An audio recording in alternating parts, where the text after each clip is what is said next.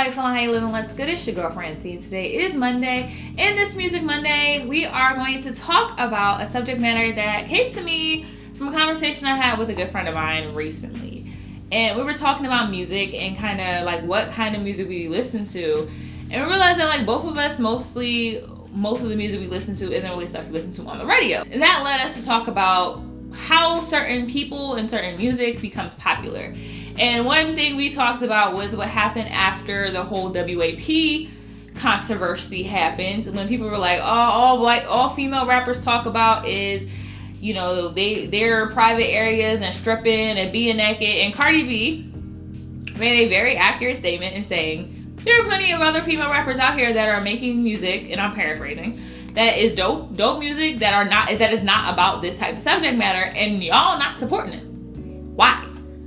And that was kind of the topic of our discussion, is to like, why do certain artists that are really good and make really good music not get play in regards to their music than people who do talk about that? Because it is true, a lot of female rappers who are mainstream, 99% of them are talking about that kind of thing. And look, that don't bother me. I'll listen to it too. Like, I will listen to it. But like I said, majority of the stuff I listen to on a regular basis isn't that. And it's really interesting to see like why. And so that was where our conversation delved into. And that's what this video was about. So I have 5 major reasons why it seems like some artists don't get play. So let's get into it. So one of the biggest ones, and is pretty much the aspect of the whole WAP controversy, is that sex sells. It does. Sex sells, and image is everything. Is essentially what I'm going to label this one under. Because, you know, it seems like people want to disregard and like say that they don't want to look at this type of stuff, or they don't want to hear this type of stuff. But when the club's on in the club and the girl's sitting there twerking, y'all not mad. Right? Y'all not mad about that. Y'all just mad because, oh my God, they sitting here talking about their vaginas. And in reality, that is what people want to hear. That like what's coming on at the club? What's coming on at the strip club? Y'all going to? What's coming on when, you know, people are getting hyped up and they want to like be sexy? That sells. And the same thing with image. Image matters. And I say that because a lot of rappers or artists who are making good music, who are making music that may not be in the mainstream, don't look like some of the artists who do. I mean, we got Cardi B, nice body, light-skinned girl, you know, she has that look that is sellable. Same with Megan Thee Stallion. I mean, look at her. Okay? But like, when you look at somebody else who doesn't have that same aesthetic, they don't get as much play. And it's sad because they may be saying something that could be saying something, and y'all want to hear it because y'all looking at that butt. I'm looking at that butt, ain't y'all? I know y'all are. It's okay, because I am too. So that is a lot of the reason why, because look, if you can put a girl on, that's why in commercials they have sexy women selling stuff that has nothing to do with being sexy. I mean, the whole controversy over Cars Jr. when they were having like models eat their little nasty behind burgers, and that was selling their burgers. That was their main bread and butter. Like, they use these women to make money. And hey, if it don't work, if it ain't broke, don't fix it, right? And another thing, piggybacking on that, is that controversy sells. They always say there's no bad publicity, right? The whole WAP situation. How long has WAP been on the number 1? How long has WAP been on the Billboard Top 100? How long? How long is it going to stay there? How long is it going to be above the, like, it's, what, number 2 right now, I think? Still up there. Like, it is a song that got a lot of people's attention because of how controversial the song was. And that's why everybody's listening to it, right? And so, you know, things like that, or unfortunately when somebody passes away, their music becomes big because it's like it's coming into people's faces because of some type of controversy or some type of newsworthy situation. And unfortunately, that's sometimes what it takes. Like, we live in a time right now where we're run on social media and we're run on like what's popular, what's popping, what's the next headline. And those are the things that we're intrigued by. So if you're not in those headlines, you're not really going to be heard like that. Like, I remember I watched an interview with Lizzo. It's another person that I think people kind of get upset about, because she's kind of sexual and embraces her sexuality as well for a big woman, and that's controversial in itself, which it shouldn't be. But Lizzo was saying, like, she's been making music for like 10 years, and she started getting play because she was doing all these like crazy things, and it was like, oh well, this is working, so I'm gonna keep doing it. And hey, I can't be mad. Like, we can sit here and be like, oh my god, here go Lizzo again doing this crazy stuff. But it's like, if it ain't broke, don't fix it. Because you still know who she is. You still hearing about her. Controversy sells. Another thing, promotion, right? It's all about who you know and how you get connected. And unfortunately, a lot of times connections come from different ways, especially when it comes to women. I have friends who have done music or tried to do music, and they have told me that they have had people say, oh, why don't you date such and such, man? That'll get you some type of promotion and people will know who you are. Or why don't you get in this type of situation or this type of relationship? Or, you know, if you sleep with this person, and then they just say it all nonchalantly, like it's not that big of a deal. And it's like, we still doing that? we're still doing that. Okay, we're still doing that. Okay, cool. We're still doing that. And it's like, I don't feel like that should be how it is, because there's plenty of people out here who are doing big things, and not even just promotion from that type of standpoint, but promotion from being signed to a major label. To get signed to a major label is hard. Now, especially nowadays, because labels aren't making enough money because of the fact that people aren't buying albums, and, you know, touring is, especially right now, touring is down.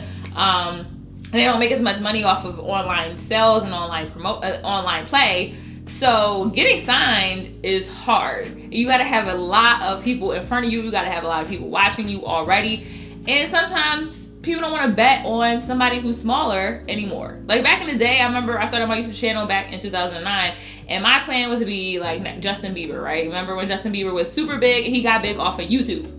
And I was like, oh, I could do it too. I was one of them people. I was like, oh, what if I started doing covers on YouTube, and then maybe someone will see it, and then I'll be famous? Sis, no. That didn't happen. It did. It's okay though. But that's the thing, like getting promoted and getting people yourself in front of people now. I mean, now it's kind of sort of easier because we have TikTok, we have Instagram, we have still YouTube, we have these sources. But even still, you still gotta have something to make you stick out, to make you be in somebody's face, to be like, hey, I'm making music, right?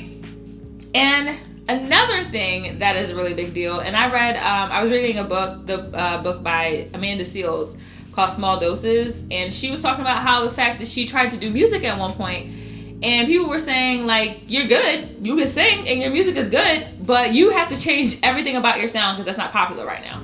And she was like, I like how my sound is right now. Like, I want to keep it this way. Like, I don't want to change it. And it's like, well, then nobody's going to pay you.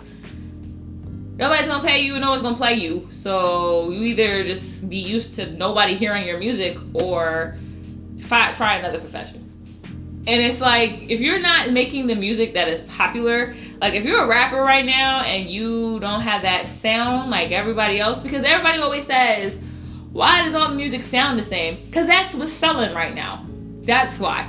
That's why all the music sounds the same. And if you're not doing that, it's really hard to get into it. And that's why, you know, you hear a female rapper saying they can't get it. Because it's like, well, what the hell? Like, everybody always wants to hear about me having sex and doing stuff like that. And I want to talk about something else. Like, a lot of my favorite female rappers aren't in mainstream. Like, I listen to Rhapsody, I listen to Tara Wack, I listen to, you know, people like that, and it's like, you may have heard their name before, but they're not the people in your face every day. They're not the people making music that you see on the Billboard Top 100 sounds.